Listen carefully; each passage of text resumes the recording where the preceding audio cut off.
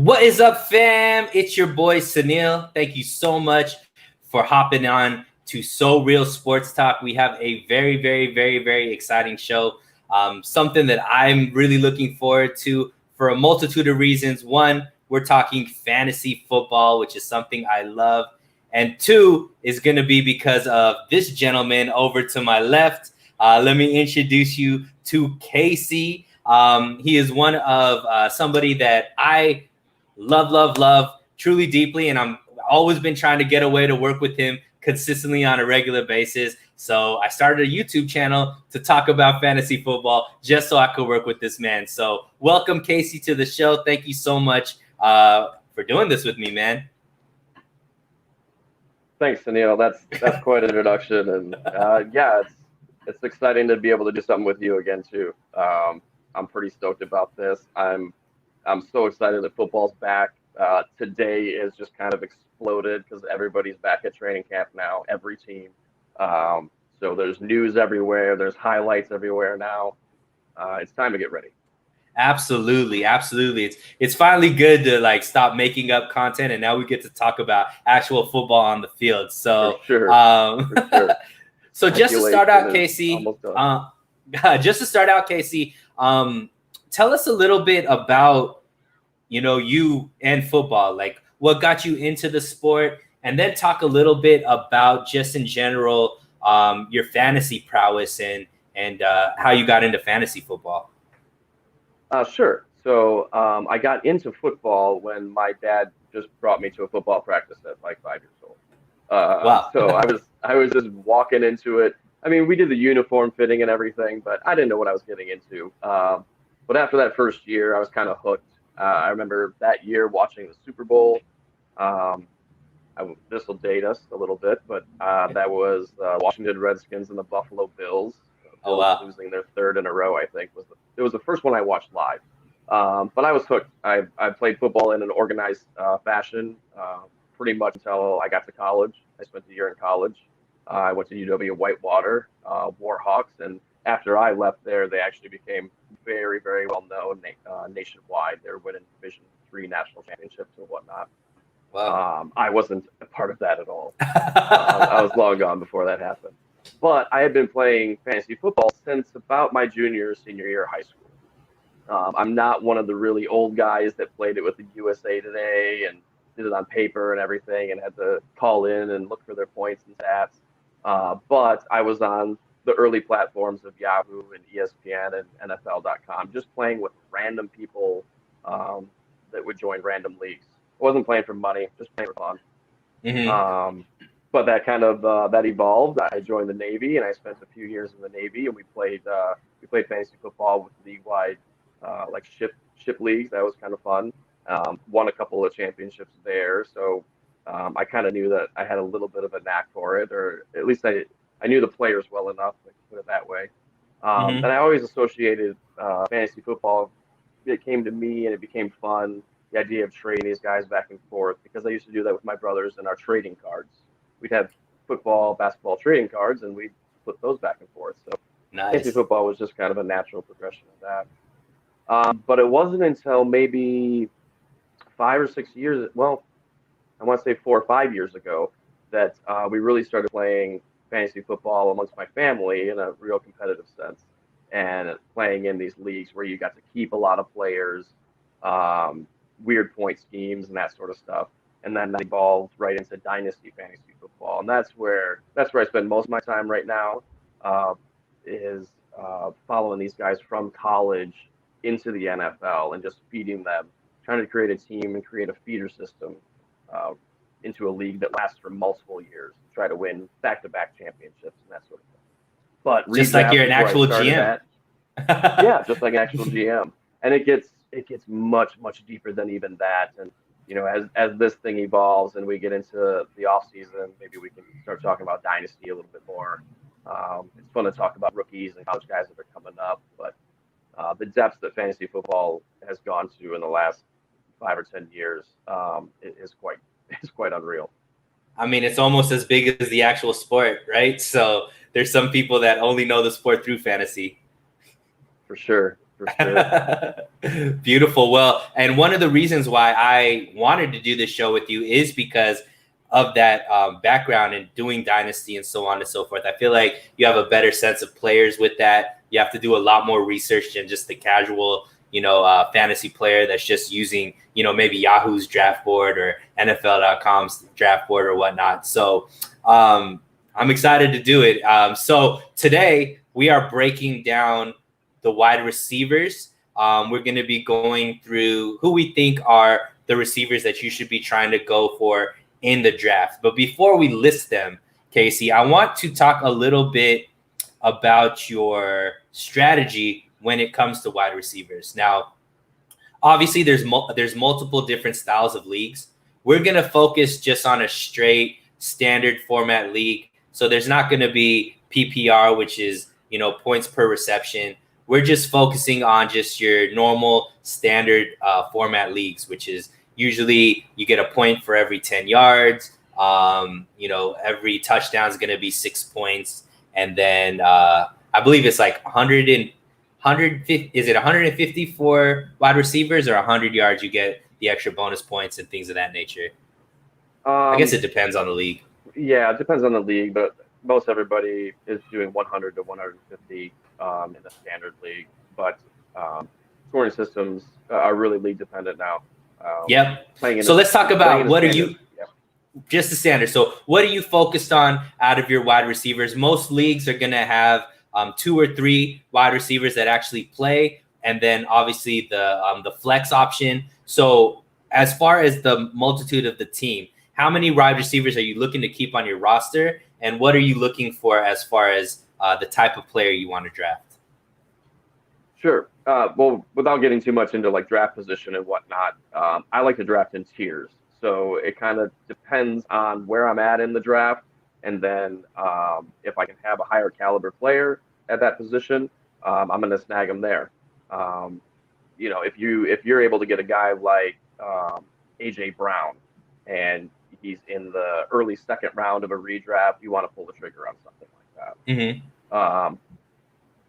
But maybe that's a strategy for another day. Talking about the guys that I actually like to target and guys that I'm going to be looking for. I played running back when I played football. So I love a guy that can run after the catch. I like Deebo Samuel a lot. I like Jalen Reagor a lot. These guys that are able to make a move and they're actually able to do something after they catch the ball. Route running is the next thing that I look forward to, because you have to be able to get away. You have to be able to separate from the defender and actually catch the ball. So finding guys that want to mimic people like Keenan Allen and Stephon Diggs, I think that's an important trait to look forward to. And I love guys that can high point a ball. So watching somebody just go sky high and pick a ball out of the air, that's something that I enjoy watching.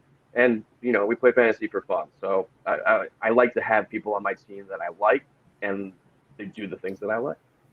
Yeah, absolutely. And I think another big thing at the wide receiver position too is health. You obviously want a player that's going to be able to give you as many games as possible. Usually, into week 15, week 16, when, playoff time is coming around, you want to be able to have a guy that your star that got you all the way through to the finals to actually be there to play in that last game. And sure. For me, another thing that I'm just looking for is consistency, right? So there's going to be certain players that you can have a big game with, but I'm looking for the player that gets targeted the most every single game, because that's going to give you the best opportunity to have a consistent scoring player week after week that isn't just dependent on, their touchdowns to be why they're high scorers, right? I'm looking for guys that get a lot of yards per game on average, because those are going to be the consistent players. If they get touchdowns on top of that, obviously that is a bonus, but I'm looking more for who is consistently scoring, double-digit points for me on a week-to-week basis as far as a wide receiver. So same page. So let's get into it, man. So let's get into your top 15 wide receivers, and we'll start 15 to 1. All right. So why don't you list out maybe 15 to 10 right now, and then we could talk about, why you placed them there, and if I agree or think your list is trash. All right. So at 15, well, I had a couple of guys that did not make the list at 15 that I have to talk about quick. Okay. And they're all right at the same. They're right at the same spot. It's Amari Cooper, Chris Godwin, and DJ Moore. There's just enough question marks around them, availability, and the guy throwing them the ball that they're just kind of sitting on the outside. Right. That and my number 15 is somebody that I'm really excited about. Plus, coming from the dynasty side, I had to get a rookie in here somehow. So I have Ja'Marr Chase at number 15. Okay. Yeah. And let's just go through 15 to 10, and then we'll talk about it more in depth. Right. Okay. Ja'Marr Chase at 15. I have Keenan Allen at 14. Julio Jones at 13. Mike Evans at 12. Terry McLaurin at 11. And Justin Jefferson at 10. Wow. Okay. So some surprises there. So let's start with 15. Obviously, Ja'Marr Chase, the rookie that is going to the Bengals, I think was pretty consensus the best wide receiver in the draft that most people thought is there. Obviously going to Cincinnati, which has, their QB of the future in Joe Burrow. But what's interesting about him is coming off of an injury, right? So what kind of Joe Burrow is there? They didn't do much to that offensive line to give him much help in the draft either. So why are you so confident that, Ja'Marr Chase makes your list over, some established players like an Amari Cooper who has shown to be successful? Why would you put a Ja'Marr Chase in that list over these kind of guys? Sure. I think that the Bengals are one of those teams that are just poised to break out. Zach Taylor's been there long enough. I think that T. Higgins is going to be a nice complement to somebody like Ja'Marr Chase. It's going to be a lot like Justin Jefferson. And Ja'Marr Chase has all of those abilities that I kind of rattled off before. High point, catchability, run after the catch. His route running is not as refined as somebody like Justin Jefferson, but doesn't need to be because the guy can outmuscle people out there while running the routes. He's very much like Julio Jones in that way. In fact, he has one of the best draft pedigrees or draft pedigrees since Julio Jones coming out, and actually was drafted just as high.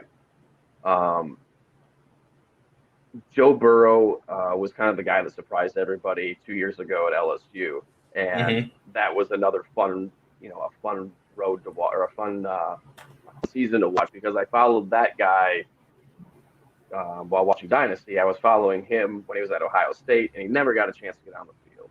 So it's kind of one of those things where I like these guys too, and I do that a lot, but they have to be able to perform at a certain level. And Joe Burrow showed that.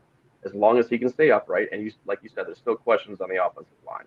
As long as he stays upright, I think that the volume that they're going to be able to, that he's going to be able to spread the ball around to these guys enough. Even Joe Mixon out of the backfield is somebody that I think Joe Mixon, he might be a top 5 running back this year. So I'm just excited about that offense in general. Yeah, I mean, obviously, if everything were to fall right for them, I think I agree with you completely. I'm just the defense is not that good, so that lends them the ability to just keep airing it out, just racking up stats in that way. So here's my thing. I think Ja'Marr Chase is going to be a great player. I think Joe Burrow is an excellent quarterback. However, there's just a lot of question marks there to take a guy like Ja'Marr Chase. And this is what I think. One of the seeing a rookie have a breakout season isn't as unique anymore as it used to be. Nope. A lot of these rookies are coming in. We just saw Justin Jefferson have an amazing season as a rookie. And a lot of these guys, a CeeDee Lamb had a great year. Even a guy like Brandon Ayuk had some, wow moments and things of that nature. However, one of the common denominators between a rookie wide receiver having a great season is having a good quarterback, which I say check mark. I think Joe Burrow is a good quarterback, but having a really solid running game. And that is the biggest question mark for me. Joe Mixon is an amazing running back. However, last year he was one of the most disappointing running backs in the league for fantasy just because of injuries. Now, I don't know if he's fully healthy coming into this season.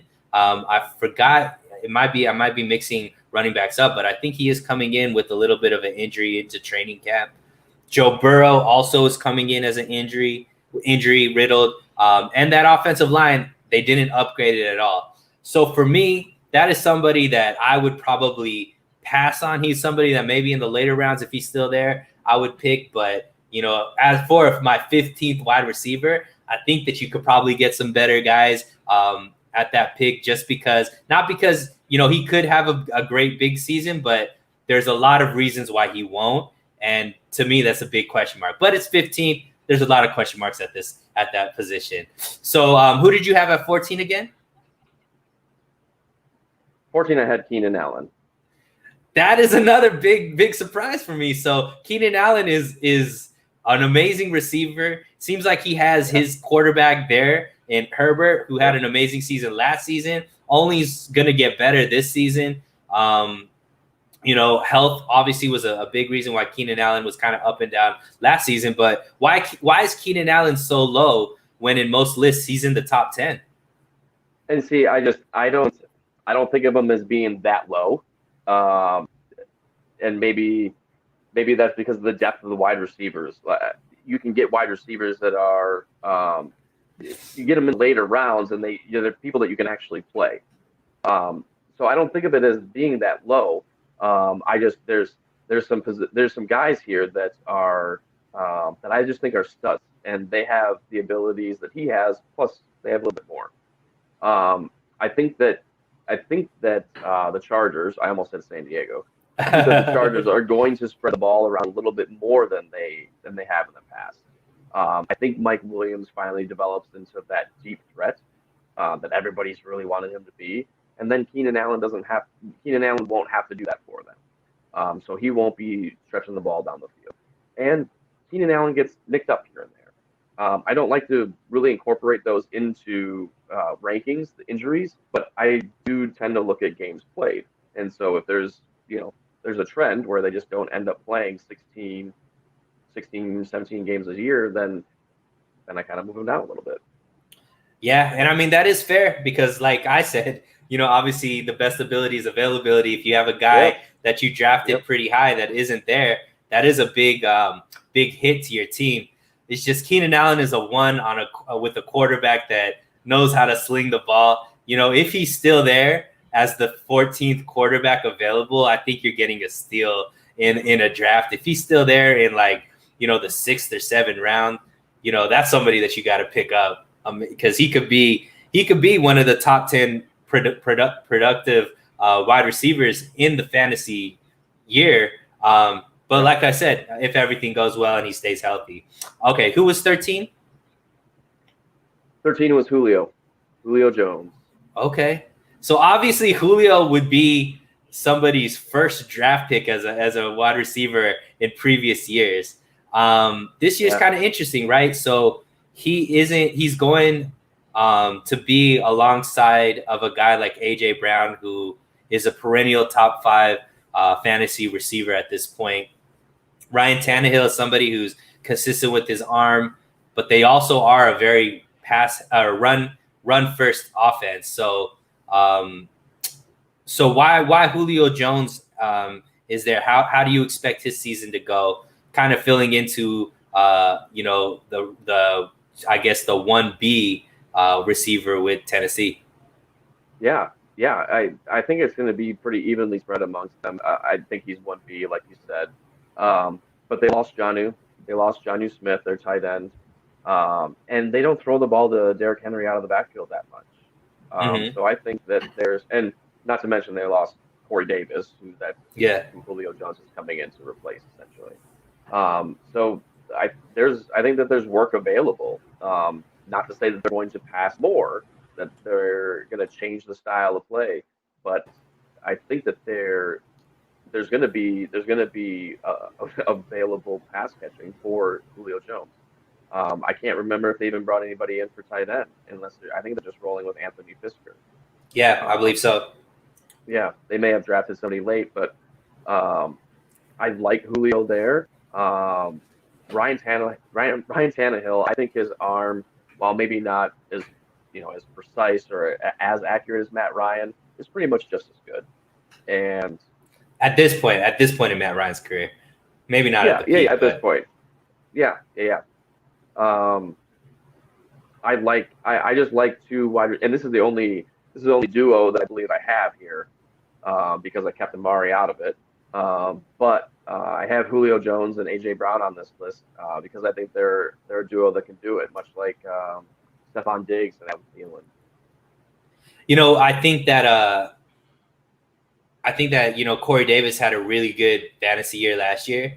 So there are a lot of opportunities on that Tennessee offense, but I mean, Julio, that's going to be an interesting one because he also had some nicks last season, which hopefully don't come along with him. But he is somebody that I think would be a very big value pick because a lot of people might not draft him. He's definitely somebody that usually is off the board in the first 3 rounds in most fantasy drafts. But now with him moving to Tennessee, being a little older in his career, people might not want to take him or not look at him as fondly, especially with AJ Brown being there. But that is an interesting place to put him. Yeah. I think that there's a void in Tennessee for pass catching touchdowns, and it's weird because Julio's never been that guy. He's had a couple of decent seasons, but it's the amount of everything else that he has that gets him into the top 5 or to be the wide receiver 1. It's not because of the touchdowns that he catches. So I don't know. I think that there's an opportunity for him to step in and almost be like Mike Evans last year and just catch 1-yard touchdowns and call it a day. That's very, very interesting. And then rounding out your top 10, who was 13, 12, 11, and that was 13, right? Yep. So yeah. 12, 11, 12 and is 10. Mike Evans. Yeah, 12 is Mike Evans. 11 is Terry McLaurin, and Justin Jefferson at 10.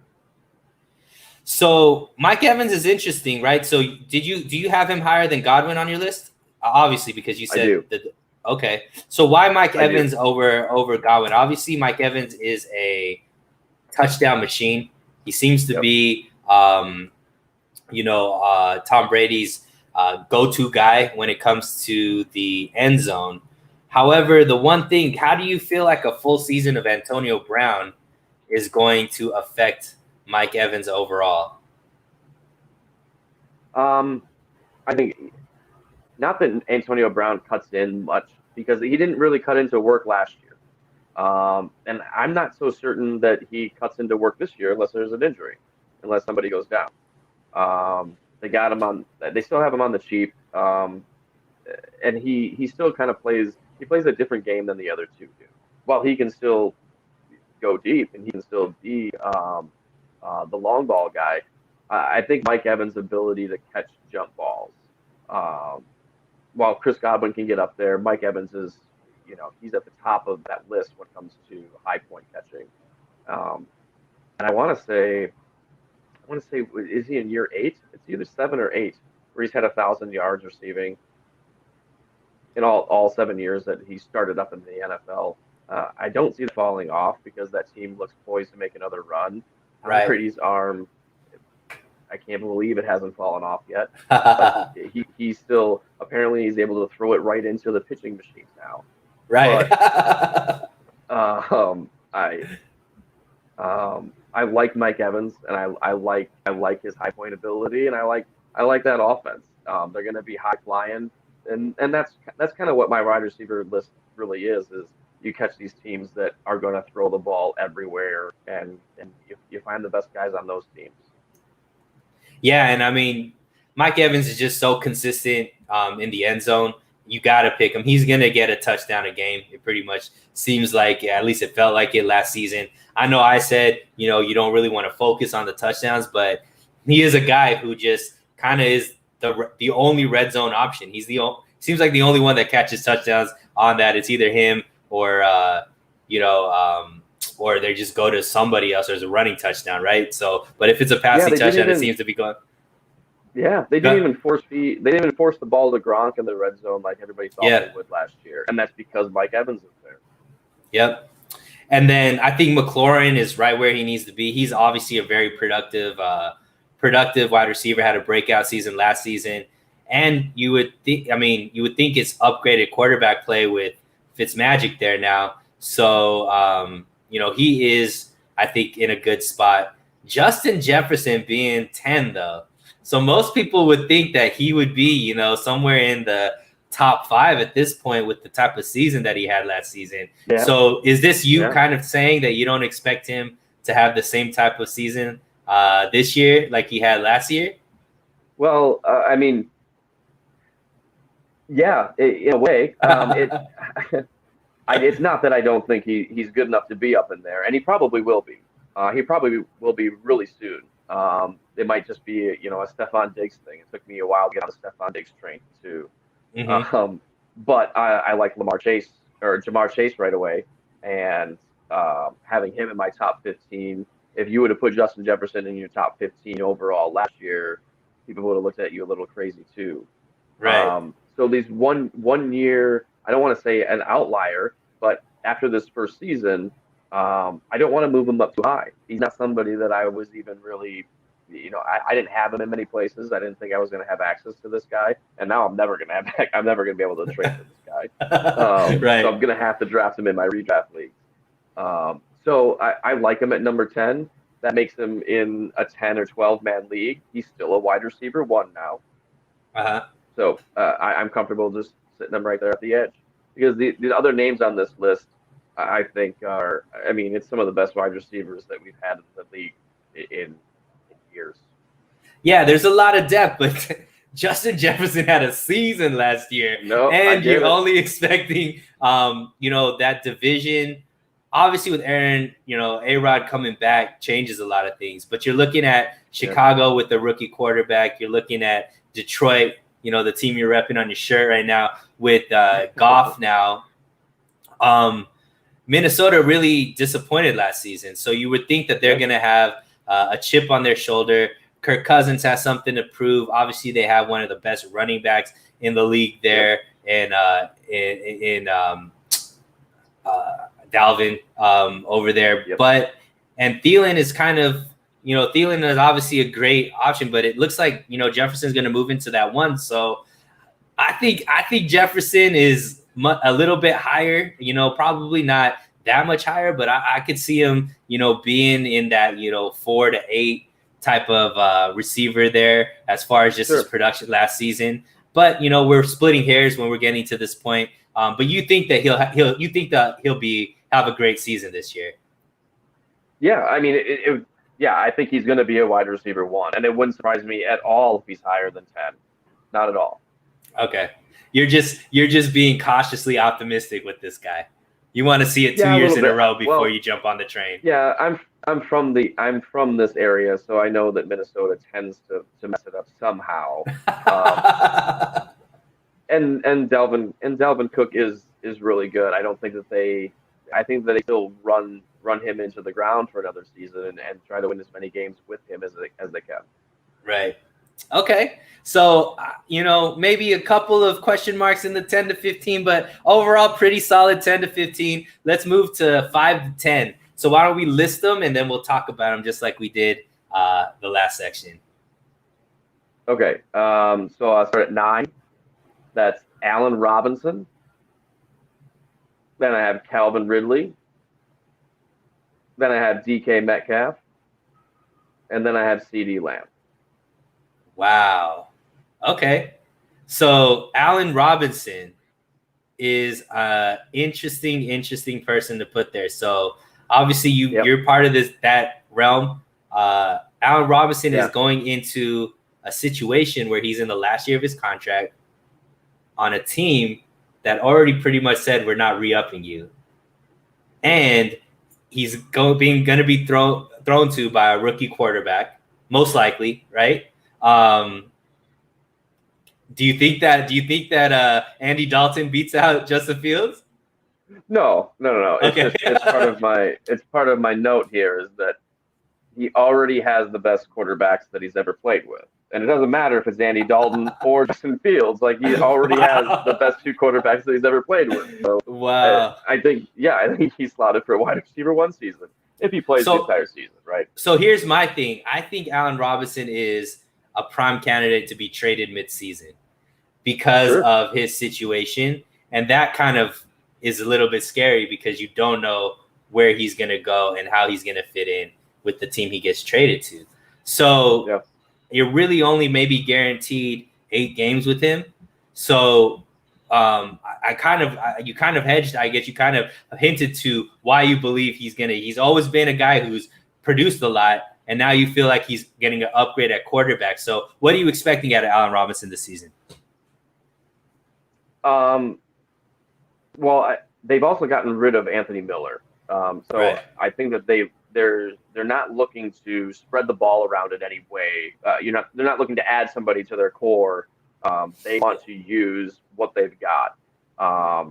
Whether Tariq Cohen actually comes back all the way healthy and is going to be an option for him, we'll see. David Montgomery did just fine catching the ball out of the backfield last year, and actually, I believe made him running back 1 in 12-team leagues. Yeah, I'd have to double check, but I'm pretty sure he was right on the cusp, if not in there. So I think that the target volume for Allen Robinson is going to be there. Darnell Mooney is going to kind of get his, and he might fill he's already taken the place of Anthony Miller. So I don't think there's going to be much in the scheme that changes. Andy Dalton is going to be throwing to his first read most of the time, and that's going to be Allen Robinson most of the time.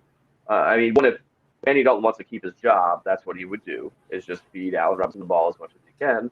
And I think that Justin Fields is going to be smart enough to learn from that, and to see that too. It's not like an Ohio State team where you have 5-star wide receivers and tight ends and running backs everywhere.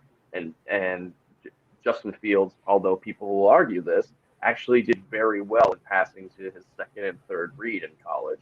He wasn't just the first read type guy. In the NFL, he might have to be next year or this year, and it will be okay if he is, because it's Allen Robinson. Right. Yeah, I agree with you. One of the biggest, I guess, from the pundits was that Justin Fields doesn't go through his progression, but that I think is not true. However, when you got a guy like Allen Robinson and then the drop off from Allen Robinson, you're going to try to get him the ball as much as possible. So that's interesting. Allen Robinson was somebody that I had a lot of question marks about whether or not you should get him or you should stay away, because he is somebody who may not be a Bear, come mid-season, based off of just whether or not they feel like they want to let him walk or get some assets for him, Yeah, I get that. And it's kind of like the injury thing. Unless it's a really obvious situation like Deshaun Watson, where you have to be very careful about where you draft that guy right now. I don't really play. I don't play with that kind of fear, if you will. That a trade is going to happen, or that this guy might just hold out for some reason, or this guy's injured all the time and this is going to break. You're going optimum value, so I want it. Yeah, but and especially when you're playing best ball leagues, you want to have the optimum value, like the highest ceiling that you can find on these guys. And if you're playing for fun and you're going out there and you're trying to win some championships, or if you're playing for money and you're trying to actually win some money and win some championships, you kind of got to go balls to the wall. I'm with it. So who you got after Allen Robinson? Allen Robinson was Calvin Ridley, and I bet a lot of people think that I'm pretty low on that one too. So Ridley's interesting, because you would think that with Julio Jones out, he's going to get a lot of the targets, but they brought in with Kyle Pitts, who most people think is going to be a phenom, right? One of the most highly ranked, I guess, offensive weapons. You could put him, even though he's listed at tight end in the league. So there's another guy there that's probably going to get a lot of catches. So it's kind of like Julio Jones didn't leave, right? So basically, the big thing with Calvin Ridley is health. Obviously, he was banged up a lot last season, But I guess in your eyes, you're not really focused on that. But maybe you are a little bit because he did drop probably a little bit more down your draft board than most. So what are you expecting out of Calvin Ridley? Where is his upside, and what are some of your hesitations putting him at 8? I mean, you kind of touched on it already. He is now the number one. He's in the number one role. He's in the number one spot. The only other guy that could even threaten him is a tight end. It's not even a wide receiver. Right. Albeit there's some rumors that when it comes contract time, he might be changing to a wide receiver. That way right. he gets paid a little bit more, which would probably be smart. But Calvin Ridley is one of these. He's not built like him, but he catches touchdowns like Mike Evans. Calvin Ridley finished as a wide receiver 1 his rookie year. I think he was wide receiver 11 in 12-team leagues. And most of it was because I believe he had 2-3 touchdown games in his rookie season. A lot of that is because there's attention paid to Julio Jones, and he's allowed to operate the same way that Roddy White was able to operate. Right. He's a much better route runner than anybody like Roddy White. But he's filling this number 1 role, and I thought I would never see guys like this. I thought number 1s had to look like, old Megatron. school, like Shannon Sharps and Megatrons. Like they had to be that kind of guy. But Stephon Diggs, I go back to him quite a bit now. Keenan Allen, he's out there too. Even DeAndre Hopkins is a little bit slender. And these guys have found ways to win without the ball in order to get the ball. The way that some of those bigger guys can't. The bigger guys have to wait till that ball's in the air or in their hands to do something with it. And the way that these guys like Calvin Ridley, Justin Jefferson, and Terry McLaurin are definitely those guys too. They create separation in a way that those big guys just don't seem to be able to do. And they're playing their way into number 1 spots, not just on fantasy teams, but onto their own NFL teams. I think a lot of that has to do with the rule changes in the secondary too. Back in the day, there was a lot more hand checks and you could get away with a lot more. Now, you breathe on the receiver a little bit awkwardly and they're throwing the flag. So, I think there's something to say for, even Jerry Rice was able to do that. I mean, he's one of the greatest ever, but that's why he was, even in that league back then, he was operating in this way where he was creating separation without the ball and before the ball was even thrown. Right. Yeah, I like it. Now, I think, are we coming? Who's next? Right after that is CeeDee Lamb. So you put CeeDee Lamb ahead of bona fide wide receiver 1s proven in previous years. So tell us why you're so high on CeeDee Lamb. Yeah. And I put him well over Amari. I might even just talked about Amari out of respect today because I was CeeDee Lamb so high. But I'm a big Amari Cooper fan. In fact, in my home league dynasty, I traded for him during our draft. I love this Dallas offense this year too. They were playing so well, and they were about ready to explode last year. I think Dak was on track to throw for like 6,000 or 7,000 yards. He was throwing 400-yard games and a 500-yard game like it was nothing. And I think that his type of injury, although it was pretty gruesome, it sounds like it's not going to affect him that much at all. The surgery went fine. There's still metal in there, so he's kind of uptight. But I think that they're going to be able to walk in and do exactly what they did last year. And I think CeeDee Lamb takes over the number 1 role there. I like Amari Cooper a lot, and I even like Michael Gallup, although Michael Gallup should probably look for another job next year or try to get signed somewhere else just so that he can play and get paid that money. Get paid wide receiver 1 money somewhere because it's going to be really hard to beat these guys out. And CeeDee Lamb, he has upside like DeAndre Hopkins.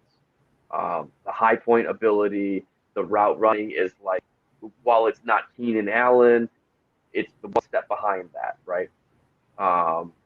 And the run after the catch.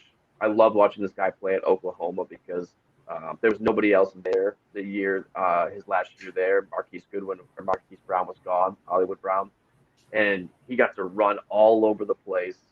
And he's doing the same thing in Dallas. I just saw the tweet today. I saw the video of his one-handed high point catch in the corner Yeah. with some backup quarterback that's playing right now, and it was nuts. It was it's probably the best catch I saw all year, and that I will see all year. Yeah, and I mean, I think the fear I have with CeeDee Lamb once again is all contingent on Dak being healthy, and he already has an injury, like he just strained his lat, so Yeah. he's I out. did see So that is a little bit question mark. Now, did you put DK Metcalf? I think we glossed over him because if I heard right, DK Metcalf, you put CeeDee Lamb over DK Metcalf, correct? I did. I'm sorry. I jumped over DK Metcalf. Yeah, I had DK just after him. Wow. So you think CeeDee Lamb is going to have a better year than DK Metcalf? Tell me why. Yeah. Because obviously last that's season, hard for me too. DK Metcalf had a way better season than CeeDee Lamb. And DK is being thrown to by Russell Wilson, who we know what he's all about. So why is CeeDee Lamb better than DK Metcalf in your eyes? I think again, I'm kind of adapting to I'm following this trend of the NFL, if you will. While DK is, the next Megatron, or he's the giant wide receiver one that's powerful and fast and high points everything, and his route running has come miles from where it was when he entered the league. I don't know who he's actually working with. It can't just be the wide receiver coach at Seattle, because he's a lot better than what he was when he came in.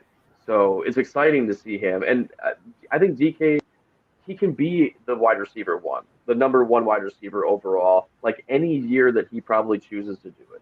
Right. He's that type of guy, right? But I think that the NFL is just trending more towards a guy that separates before the ball's even thrown, a guy that can get off the line of scrimmage using something other than just power and speed. And CeeDee's got that finesse. He's got that finesse that Nuke has. So this is, for me, this is the one that I don't think I'll be swayed on. For me, if CeeDee Lamb is on the board and DK Metcalf's on the board, I am for sure picking DK Metcalf. I think DK Metcalf might be one of the top 4 receivers off of anybody's draft board in any of these leagues. Yep. And the reason for it is you got a Hall of Fame quarterback throwing to a bona fide number one. And those combinations are deadly when it comes to fantasy. So basically what you're trying to tell me is you think that Amari Cooper is going to get less, is going to impact CeeDee Lamb less than the wide receiver 2, which is Tyler Lockett, is going to affect DK Metcalf. So you think that that's what you're saying. So Amari Cooper is going to have a worse season than Tyler Lockett. I don't know. I don't know if I'm necessarily thinking of it that way. I'm just thinking that CeeDee Lamb is going to take on that number one role in Dallas. That he's gonna overtake Amari Cooper, and Amari's dinged up too right now. I think is this his ankle, possibly. But he's dinged up too. I think that just the volume that Dallas is going to throw out there, the pace that they had set last year at the beginning of the year, I think, and the way everybody was excited about that, and they were being, I don't know if they were that successful with it, but they didn't have a defense. They don't have a defense that's going to be able to stop people, to keep them in games like that. So I think that we're going to see Dak airing it out again, as long as he's healthy, as long as his shoulder isn't messed up in a real way. And Seattle has just never really let Russ cook in the way that everybody has wanted him to do. It looked like they were going to do that last year, and then they kind of tapered off again. And I don't know. Apparently they brought in a new offensive coordinator that's going to allow a little bit more of that. So we'll see. Wow. So first controversy of the show. Wow. So I'm surprised how low you got DK Metcalf on your list. I think he's going to be, top 3, 4 on most people's list. So you had him at 7, right? Or 6? I had him at 7. 7. Wow. Okay. Yeah, because All right. CD is at 6. Yep. Beautiful. Hey, we will see. I'm taking DK Metcalf over CeeDee Lamb any day of the Sure. week, but hopefully you're drafting All right. right before me in a league.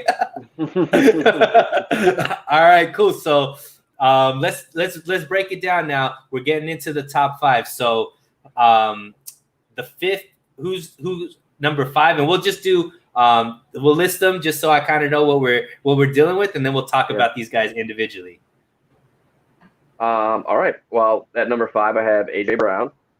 Number 4 is DeAndre Hopkins. Wow. Number 3 is Stephon Diggs. 2 is Devontae Adams, and 1 is Tyreek Hill. Wow. Okay. All right. So at 5, tell me why you placed. Who'd you put at 5? AJ Brown.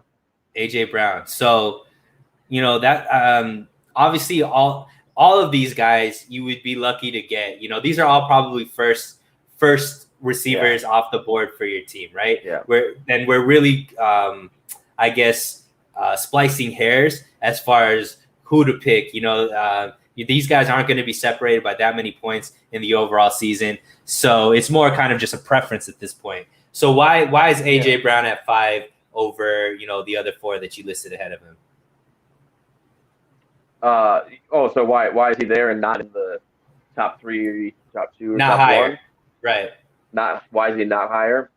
I think there's a proven ability amongst the other guys that they've been there just a touch longer or quite a bit longer, long enough that to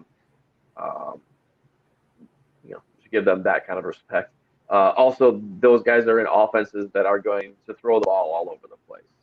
AJ Brown, I think he's like the best of the last of the guys that's in an offense that isn't that great. Because we just talked about Dallas and Seattle. While they may not air it out like Arizona is going to air it out, they're still going to throw the ball quite a bit more, and probably quite a bit more than Tennessee. So AJ Brown sits there probably just because of the targets. So the volume will not be as high. And I think Julio does actually cut into those touchdowns a little bit. So he might not have 12 to 14 touchdowns, which is what you sometimes need to be in the top 5. So I think touchdowns goes down for AJ Brown. It just kind of keeps him out of there, out of the top 5. Yeah, I'd have to agree. Julio Jones being there definitely is gonna take, I think, more catches than Corey Davis did. I think that that's just gonna be they're gonna be 1A, 1B. I don't think Brown is gonna be that much better than Julio Jones, even at this level of his career. I still think you got to get the ball to Julio Jones. And Julio Jones, if he's getting single coverage, he's going to have a beast of a season too. So if they're double teaming the AJ Brown side, Julio is going to have a huge season as well. So I'm not mad at AJ Brown being 5, but Nuke at 4. Yeah. Nuke was the picture of this video, my guy. So Nuke is 1 or 2 on most people's list. Why is he dropped to 4 on your list? Why aren't you as high on D-Hop, who I think is the best receiver in the league? So why in fantasy do you feel like he drops under guys who he's clearly better than on the field? Sure. And don't get it twisted. I think that Nuke is probably my favorite wide receiver in the league as well. Okay. I love that guy and CeeDee Lamb, like the way that they play that position. There's other guys, like I said before, like Deebo Samuel or DJ Moore, like they become running backs after they get the ball. That's a personal thing because of the position I played, right? But when it comes to wide receiver, like these are the guys that I would want. And I even think Devontae Adams is kind of the same thing. I have Nuke there, and maybe this is Dynasty playing a little bit of a role into it, but he's a touch older than the other guys that are on this list. They're a little bit younger. They're a little bit fresher.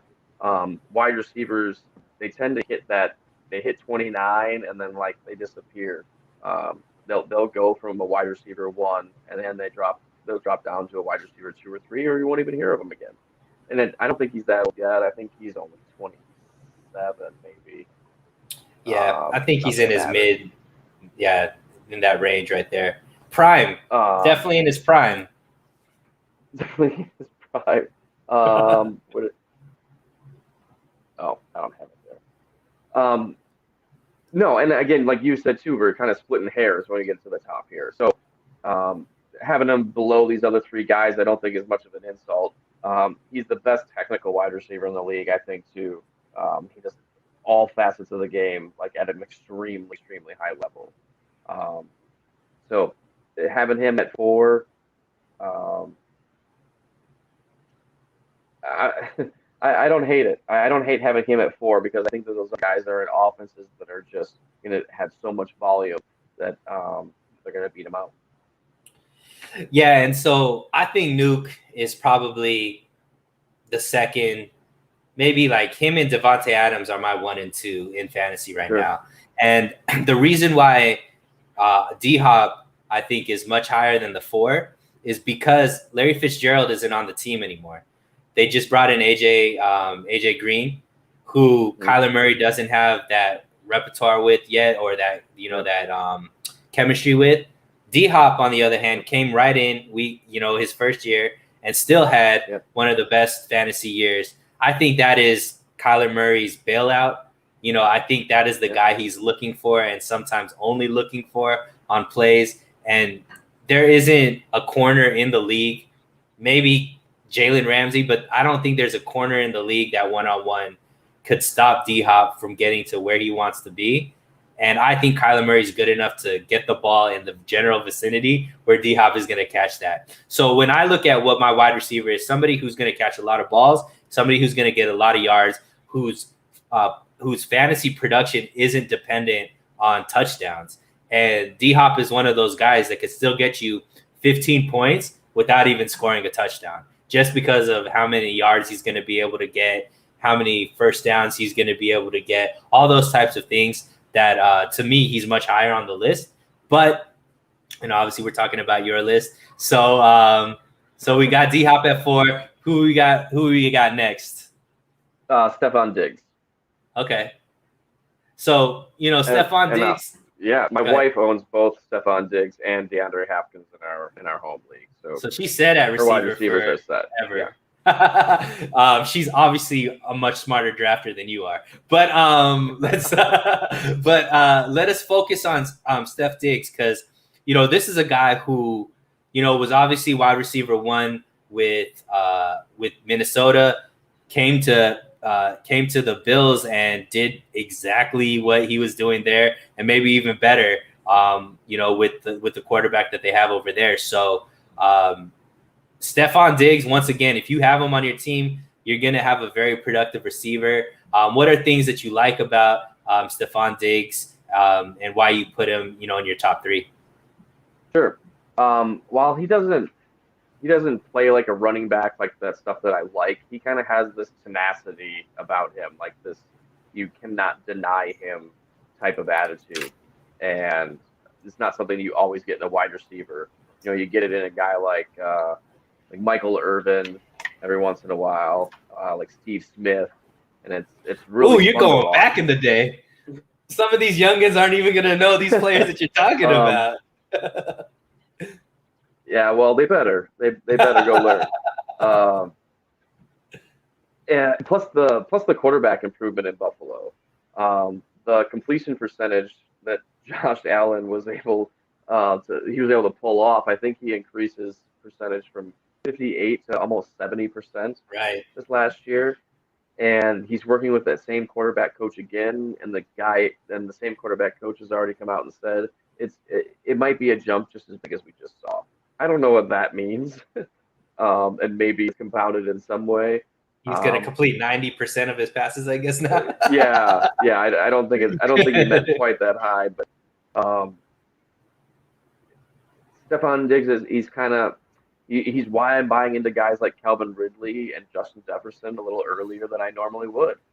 He's got the route running ability to get up to separate from defenders before the ball's even thrown, and that is something that is getting schemed into offenses and is getting implemented in ways that that we didn't even think of back when I played. He's also a fun guy to watch. Like I said, I like that tenacity. I like the cannot deny attitude. It's football. Let's be smash mouth every once in a while, and you can do that at wide receiver. Definitely. And, I think Stephon Diggs is going to have a big year this season. I like that they brought in Emmanuel Mosley to be on the opposite side of him. I think that's going to take, that's going to be somebody who can be a person Emmanuel Sanders. Emmanuel Mosley is the quarterback. I knew who you were talking about, though. Yeah. Emmanuel Sanders. Thank you for correcting me. Emmanuel Sanders, I think, is a upgrade at wide receiver 2, where they had coming in last season, and is going to stay, healthier than some of the other receivers on there. And I think that's going to play a big role. I think Buffalo still hasn't figured out that running game, so they're going to pass the ball a lot more. I think that division is going to be a lot more competitive. Miami has a squad. New England obviously is looking to come back. And I think Saleh with the Jets is gonna do some things and turn around that culture. So it's not like the Bills could take their. I don't think that I think that offense is gonna be a premium in that division. It's not gonna necessarily be. It's gonna be go ahead and who scores the most points. Even though that division is known for their defenses, I still think that they're all gonna have pretty good offensive seasons as well. So. I like Stephon Diggs, and you'd be lucky to get him on your team as well. All of these guys in the top 5 here. Yeah, and the teams that these players all play for in the top 5 are all going to be teams that we're going to see in the playoffs.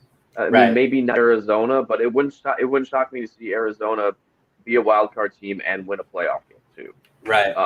These are going to be competitive teams, and they're going to be teams that, like Stephon Diggs and Emmanuel Sanders, makes that team better, and it's not going to take anything away from Stephon Diggs. They needed a wide receiver 2 on that team in order to be competitive, in order to go into Kansas City and beat Kansas City at home. They're going to need Emmanuel Sanders, but it takes nothing away from Stephon Diggs. Stephon Diggs won People Championship last year, but I think he was putting up 35 to 40 points in the final week of fantasy last year. If you owned him, if you owned DeAndre Hopkins, or you owned Alvin Kamara in the last week of the season, you won. Right. And you want guys like that. So let's round out your 2 and 1. Who's number 2? Yeah. 2 is Davante Adams, and then 1 is Tyreek Hill. And I had Davante sitting at 2, and I thought about moving him down a little bit in the last week or so. Since I knew that this was coming closer.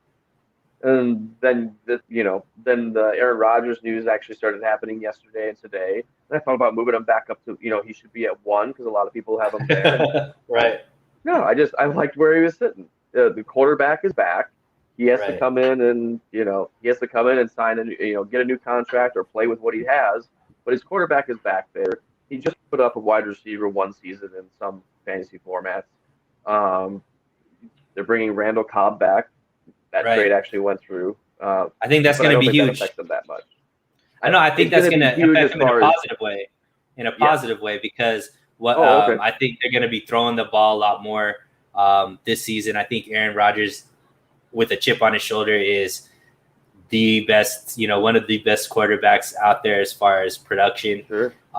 He's coming off an MVP season. He wants to give the perennial FU to Green Bay on his way out. They're already calling this the last dance, right? Yeah. So I think that that is going to be Davante Adams is going to have a big season. He is in one of those prove it years because he's looking at this year being what last year of his contract. He's looking to make big money in his next contract as well. So that's going to be contingent on how he plays this year as well. So you got a guy that's motivated with the quarterback that's motivated. Both of them might be going into the last year of their season. That could be, pretty combustible as far as absolutely. Yeah. So I'm not mad at that. Like I said, to me, D-Hop and Davante were 1 and 2 on my list. Yeah. So I'm not mad at Adams being there. Obviously, it was a little bit worrisome. We didn't know what was happening with Aaron Rodgers. If he wasn't there, I think Davante Adams drops a lot. But with Aaron Rodgers there, I think he's very supplanted in the top two wide receivers. I'll say this: like Davante Adams is good enough that if Aaron Rodgers did not come back, and that was not going to happen, Davante Adams is still a wide receiver one in standard wide receiver or fantasy football formats. He doesn't go that far out of here. Like I know some people were, if Aaron Rodgers isn't there, Davante Adams is going to be, he's going to be wide receiver 15. He's not going to get no. It's going to be a situation where he's the best wide receiver. He's the best pass catcher on that team. The guy is going to get 150 targets, no matter who's throwing him the ball. Aaron Jones could throw him the ball. He might. Who knows? So let's go with, obviously Tyreek Hill made your number one receiver. Yeah. Obviously, he has the one of the best, if not the best, quarterback throwing to him. Patrick Mahomes is throwing no-look passes in training camp right now and darts. They obviously have one of the most prolific offenses in the league. So why does he get the number one spot for you? You basically just said it. All other things, kind of granted equal amongst these top 3 or 4 guys. Number one quarterback, number one offense. And this guy is the number one target on his team. Maybe out there, but or Kels, whatever he pronounces they're it now. Completely, Kels. But I don't think that those two compete that much, and with the volume that team has on offense, it's not going to matter. They need people. They need as many people out there as they can to receive the volume because. They brought in Clyde Edwards-Helaire last year, who is like specifically a Brian Westbrook mold pass-catching running back because, they'll run the ball when they have to, but they want to pass the ball. Right. And when you have a guy that's that good on the team, he's not allowing Sammy Watkins to catch any balls. He's not going to allow these other wide receivers on the team to catch balls because he's already open. He's already by the guy. Plus the ability to line him up in the backfield, the swing passes, the screen passes that they can play around with this guy. That little bit of the utility, the little bit of the gadget is kind of what puts him up at number one for me. He does everything else that everybody else does. Yeah. Doesn't high point the ball that often. He can still get up in the air, but he has that utility that nobody else has.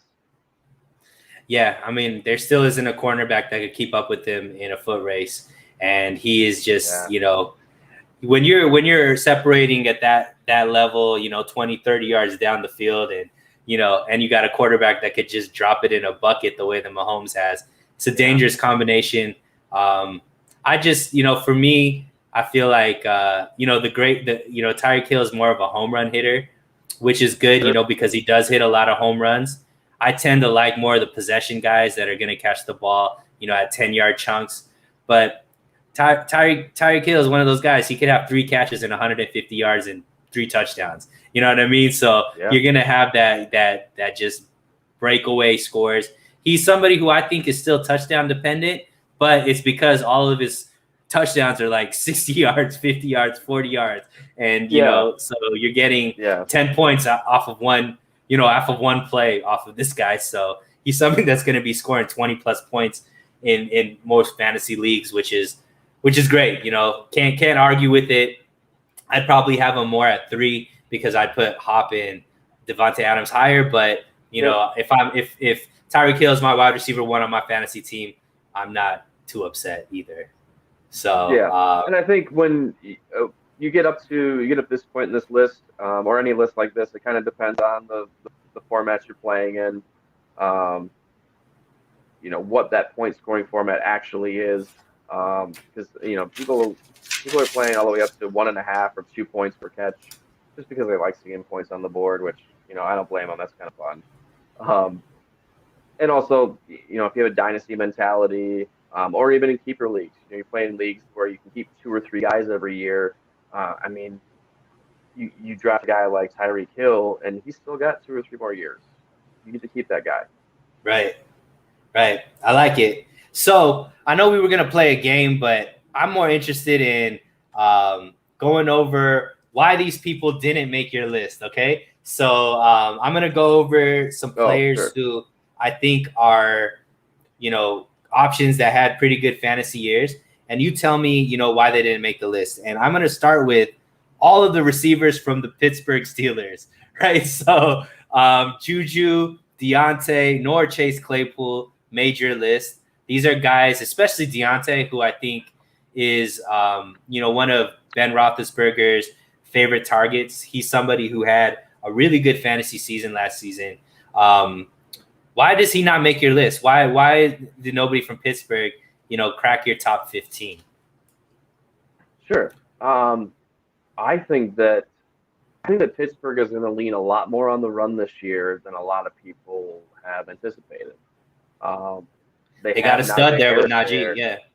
Yeah, and I think that they might turn the clock back a little bit to James Conner and Le'Veon Bell and Jerome Bettis days, where we're gonna smash you in the mouth. It appeared, I can't remember who the tackle is that they got to. They just lost they lost their center and they lost their I think guard. That left in yeah, one left retired. Yeah, Villanueva left on contract, but I think they brought some. I can't remember right now. I should have come better prepared. It's okay. I wasn't planning on talking about Steelers. Yeah. So I mean, I like Juju. Deontay. I like Juju a lot out of the most. Well, yeah, you like Deontay. He just had a bigger year than everybody on that team, right? In fantasy, I'm talking in fantasy. Deontay's somebody who gets targeted about 8 to 10 times per game. He seems to be the safety net for Ben Roethlisberger in a pass heavy offense. Who Ben threw the ball 35 plus times last season. That was because obviously the running game was very inept, and they needed to throw him. They needed him to throw the ball that often. So you're thinking that Pittsburgh is just not going to have as prolific of a passing game this season. You think they're going back to me more balanced, which obviously gives the opportunities, lower for three really good wide receivers. Yeah, and balance is a better way of putting it. I don't mean like nobody's going to be out here running the ball except for Tennessee. No one's out here running the ball like it's 1996 again. We're not going to see that anymore. You might see you're going to see it with Tennessee, and then you might see it with teams like Baltimore, who have a quarterback like Lamar. That's the extent of the running game that we're going to see here going forward. I just think they're going to be brought back to the middle a little bit. They're going to be a little bit more balanced with their run game, and I think drafting Pat Freiermuth is part of that.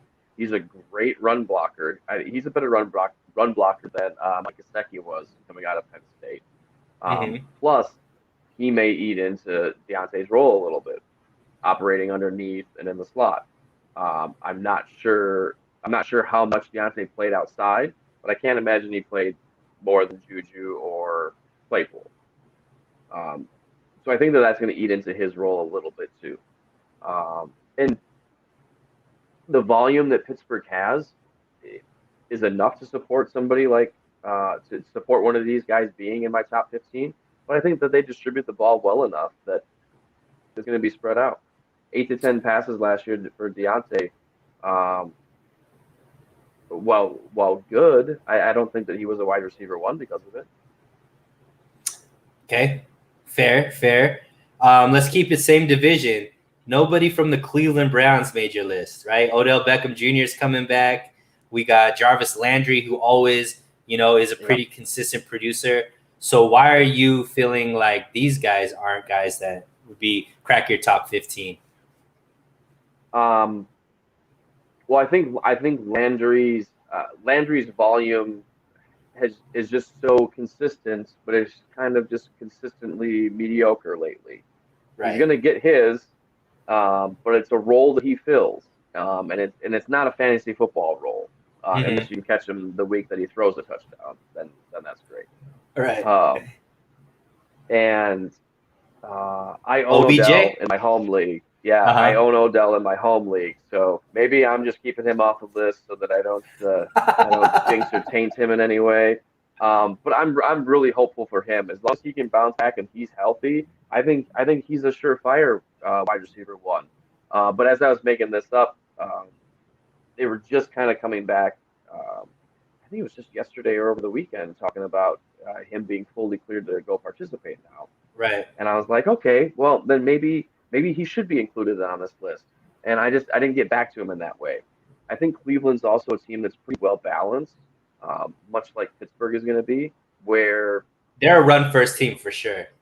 They're a run first team for sure. And while Baker's got a cannon, and I like Baker a lot too. I don't think you're going to see the explosive plays with OBJ that we used to. I think he might, not that he turns into a Larry Fitzgerald or he goes down and fills into the slot, but I think they're going to taper him back just a little bit. Yeah, see, I think OBJ is going to be one of the steals of the draft because I think a lot of people are going to stray away from him just because of the injury. I would love it. But I also think that Baker Mayfield is in the last year of his contract, and he is either going to get paid or he's not. And I think he needs to break out of that game manager mode, right? He needs to prove that he's more than just a game manager to try to earn top dollar. And I think of the options he has in the pass game, OBJ is the only one that he has to really get those explosive plays out of. Landry is more of a possession type receiver. He's a good safety net, a guy that dependable hands. But if you got to throw the ball downfield, OBJ is the guy, right? Yeah. No, I think you're right on. I think you're right about that. And they discovered last year that Donovan Peoples-Jones could actually be that guy. He was filling the void of OBJ relatively well and was able to stretch the field. But they also went out and drafted Anthony Schwartz, who is like the track star out of Auburn.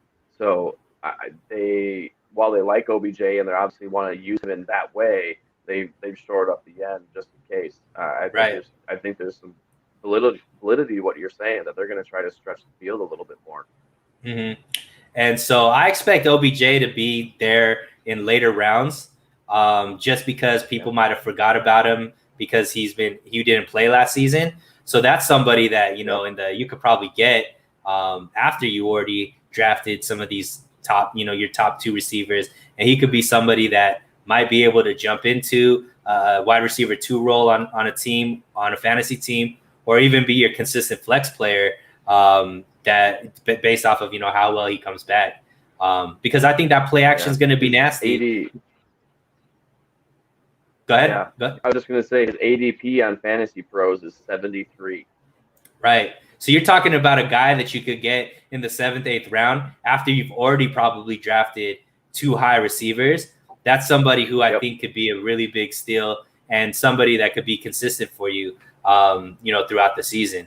And this is kind of going to be interesting. I want to get your take on this.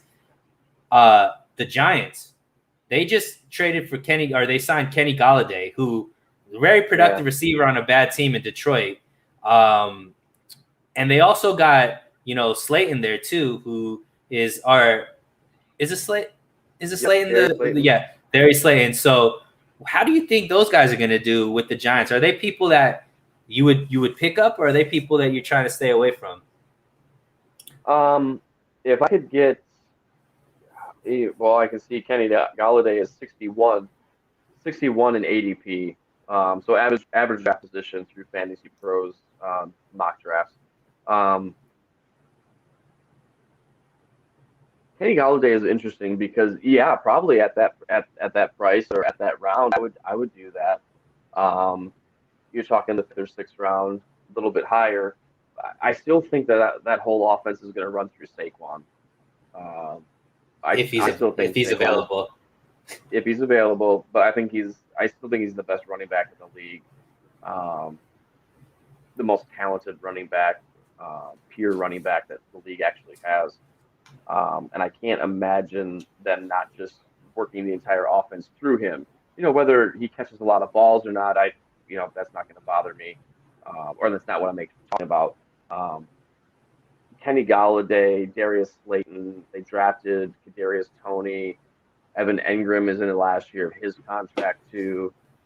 They have talent. They have a lot of pieces to work with. Do you trust that quarterback? Yeah. I thought going into last year I did. I like the way he performed his rookie year, but last year was pretty disappointing. I don't care for Jason Garrett that much. Um, However, Jason Garrett can design a kind of an old school run game, and if that's what they choose to do is run this offense through Saquon, then I think they'll be fine.